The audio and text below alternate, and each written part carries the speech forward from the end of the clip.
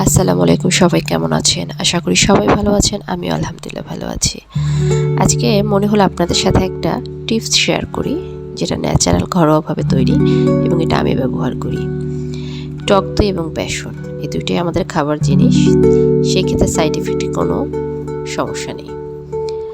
আমি ফেস ওয়াশের বদলে এটাই ব্যবহার করি, টক দই এবং বেসন। আপনারা চাইলে এর সাথে মধু কিংবা গোলাপ জল থাকলেও ব্যবহার করতে পারেন। এটা মিক্সড করে, শুধু টক দই এবং বেসন এটা মিক্সড করে আমি ১ সপ্তাহ পর্যন্ত রেখে দিই ফ্রিজে এবং ব্যবহার করি ফেস ওয়াশের বিকল্পে। প্রতিদিন যে কয়বার ফেস ওয়াশ দিয়ে মুখ ধোয়া হয়, সে কয়বার আমি ফেস ওয়াশ ব্যবহার না করি, এটাই ব্যবহার করি। মুখে দিয়ে কিছুক্ষণ ১০-১৫ মিনিট রাখার পরে এটা শুকিয়ে যায়। তারপরে ১০ থেকে ১৫ মিনিট আমি একটু ম্যাসেজ করে ধুয়ে ফেলি এবং এটা এতটা ভালো কাজ করে, সেটা ব্যবহার না করলে আসলে বোঝা যাবে না। আমি সবসময় এটা ব্যবহার করি, ন্যাচারাল, তাই মনে হলো আপনাদের সাথে শেয়ার করি। আপনারা এটা বাসায় ট্রাই করে দেখতে পারেন।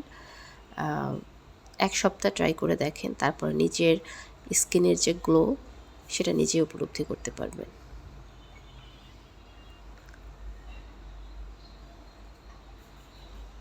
এখানে আর কোনো কিছু ব্যবহার না করলেও কোনো সমস্যা নেই।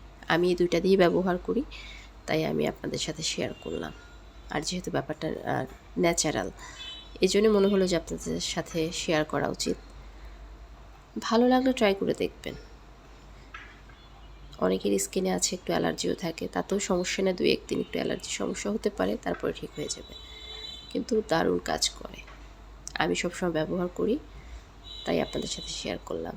ঠিক আছে, ভালো থাকবেন। আল্লাহ হাফেজ।